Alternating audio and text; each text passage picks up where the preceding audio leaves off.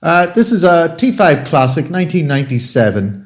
The Classic was a successor to the original T5 from the 1980s with the rectangle headlight. This is the PX style model, but it retained that lovely T5 factory tuned engine. Now, these were the 5-port short race crank, aluminium barrel, sports exhaust, lovely little 70 mile an hour 125.